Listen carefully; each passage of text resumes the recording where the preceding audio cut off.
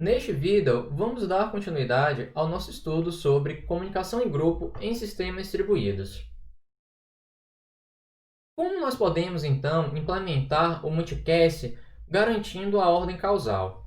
A solução que nós vamos aprender vai fazer uso justamente do conceito de vetor lógico, que é uma extensão do relógio lógico proposto por Laporte. Seja VCJ justamente o vetor lógico do membro J, o processo J que faz parte do grupo. Vale lembrar que VCJ ele vai constituir a visão do membro J quanto ao tempo lógico global do sistema. E, por sua vez, VCJ indexado na posição K vai representar, em relação ao membro J, o conhecimento mais atual que aquele membro J possui quanto ao tempo lógico do processo do membro K. E vamos denotar T de I o vetor lógico associado com uma mensagem enviada por um membro I. Por exemplo, um nó J ele vai receber o vetor lógico do processo do membro I. Então, vamos denotar esse vetor lógico recebido por T de I. Como funciona basicamente esse algoritmo? Então, para realizar um multicast de uma mensagem, o membro J ele vai incrementar o seu vetor lógico na posição J. Em outras palavras, VCJ, posição J. E não só isso, ele vai anexar o seu vetor lógico então atualizado. Vale lembrar que é todo o vetor, e isso é um grande obstáculo quanto à escalabilidade do sistema, e vai enviar uma mensagem contendo a mensagem M original e justamente o seu vetor lógico, que está representado pela notação TJ. Então, se o nó que recebe a mensagem denotado por I, se ele decidir aceitar aquela mensagem, ele então atualizará o seu vetor lógico I da seguinte forma: para cada posição K, então nós vamos computar o máximo entre TJ indexado K, ou seja, o valor do vetor lógico em relação ao processo J, e a visão do vetor lógico para o processo I. Então, calcularemos o máximo e atribuiremos a posição K em relação ao vetor lógico do processo I.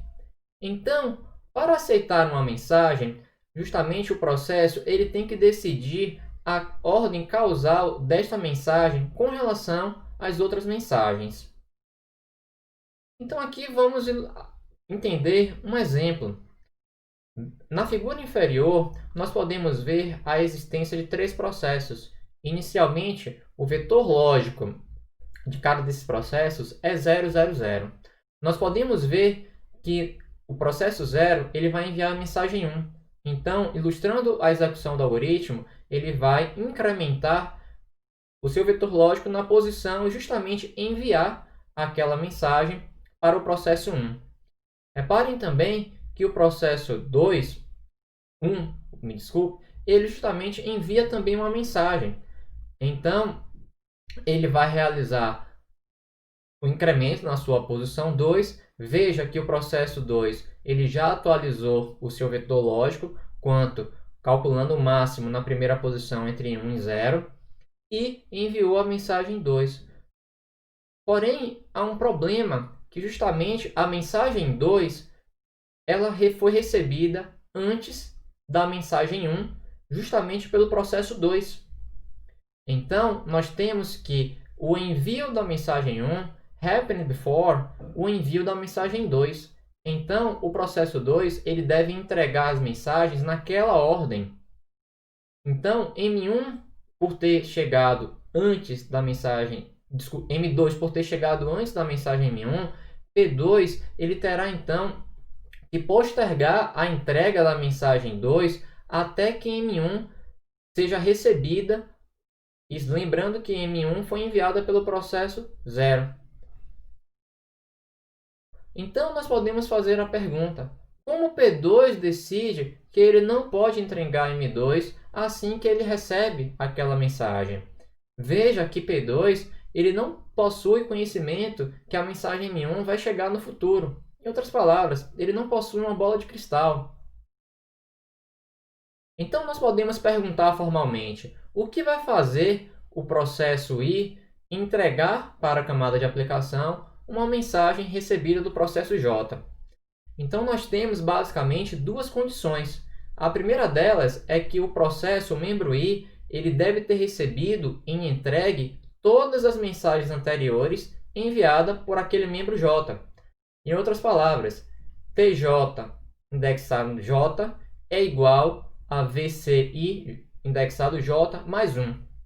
Vamos comparar esses dois exemplos. Na primeira situação, nós sabemos que o vetor lógico recebido do processo J na posição J é 5. Porém, o vetor lógico do processo I, que recebeu aquela mensagem na posição J, ou seja, o conhecimento que o processo I tem acerca do processo J é 4. Nós podemos ver que a diferença é de uma unidade. Isso quer dizer que o processo I já entregou todas as mensagens anteriores em relação ao processo J. E justamente a mensagem recebida é justamente a mais atual.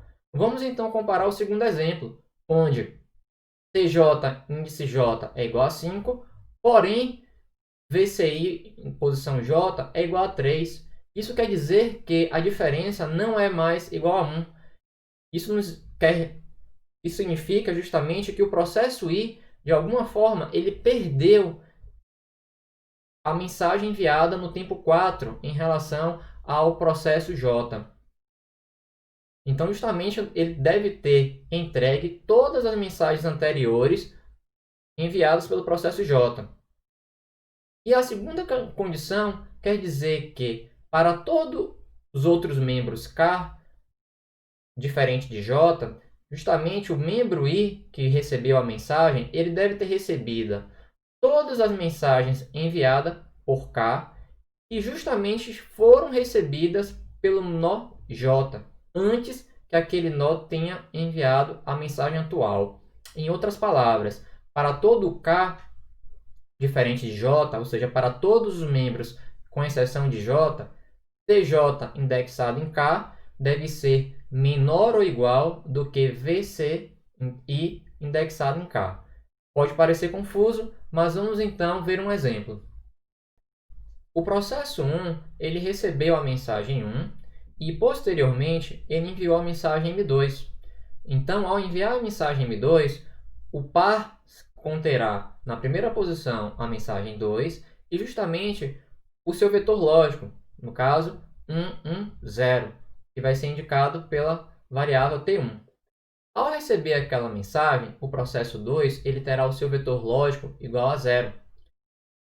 Vamos ver que o primeiro requisito ele é satisfeito, uma vez que a diferença entre a posição 1 do vetor T1 e a posição 1 do vetor VC2 é de 1.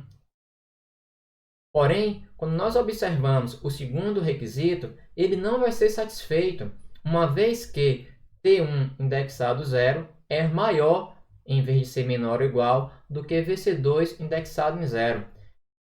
Isso acontece porque P1 ele recebeu uma mensagem M1 enviada pelo processo 0. Então, ele justamente incrementou seu contador. Porém, o processo 2 ele não recebeu aquela mensagem que foi recebida pelo processo 1.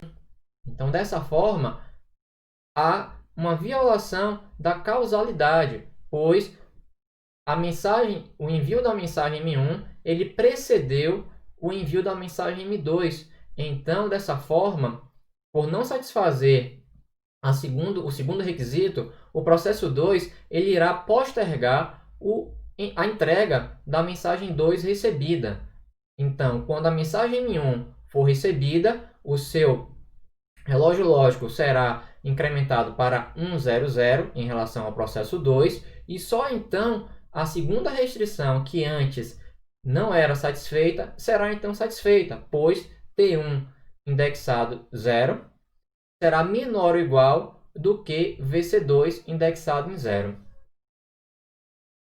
Então aqui nós podemos ver o pseudocódigo, que basicamente o sender ele vai incrementar, vai anexar e enviar no conteúdo da mensagem.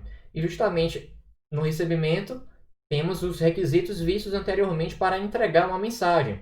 E ele vai justamente esperar até que as duas condições sejam satisfeitas. A primeira delas é que a mensagem seja a próxima mensagem a ser recebida e que todas as mensagens recebidas pelo processo sender eles tenham sido recebidas pelo processo I.